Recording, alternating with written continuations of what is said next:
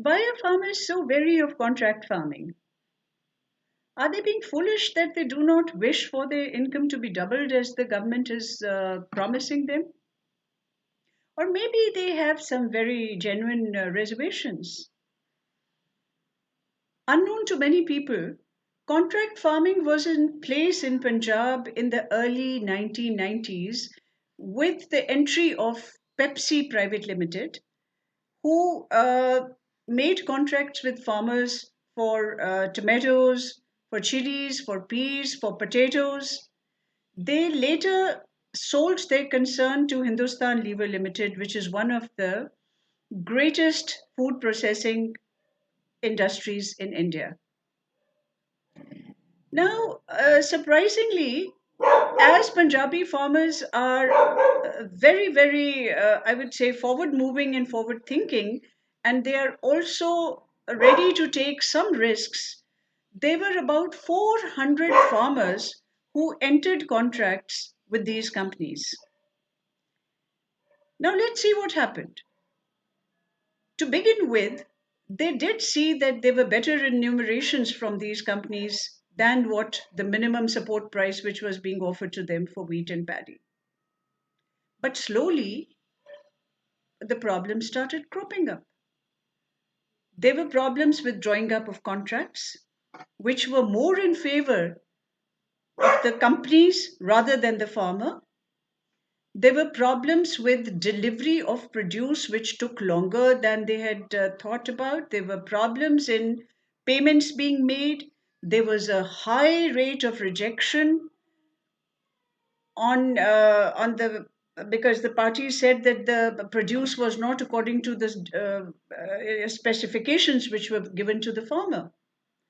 So then, very often, the farmers found that they were at the receiving end of all the damages. Uh, Farming produce is not something that you produce in the factory and that you can control the specifications to the T. Now, let me give you one specific example of how the farmers suffered. In 2002, Punjab Agro Corporation, along with some private companies, entered a contract with some farmers for maize, hoila, peas, etc. They also designated certain providers for quality seeds, fungicides, and pesticides to the farmer. What happened when harvesting took place? There was some there was some inclement weather, some bad weather. There was rain, and the crops were damaged badly. So very conveniently, PAC and the companies all refused to procure the crops. And the farmer was there to take on the entire damage of something on which he had no control. Peas which were to be sold at a price of rupees 5 per kg were sold in the open market at rupees 3 per kg, and the farmer made huge losses.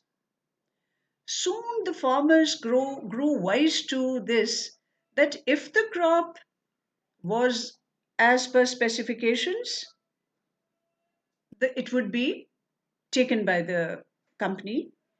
And if there was bad weather, if there was an insect attack, if the quality of seed and pesticide given to them was faulty, which very often they said was faulty, and the produce was not as good, the damages were all theirs. The risk was all theirs.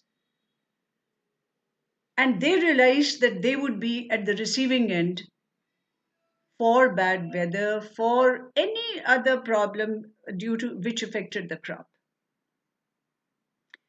So very soon they started discontinuing with contract farming.